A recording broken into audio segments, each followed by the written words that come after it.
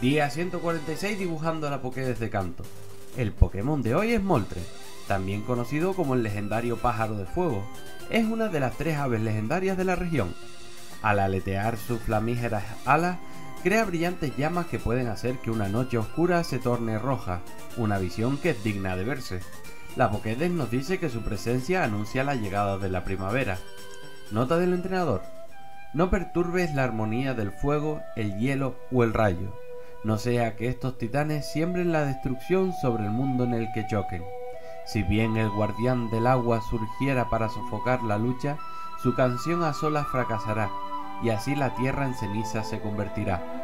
Esta antigua leyenda me la contaba mi abuela cada vez que había tormenta, pues me contaba que antaño Moltres desapareció repentinamente, lo que perturbó el equilibrio y provocó una lucha entre las demás aves legendarias por el territorio que Moltres había dejado sin protección.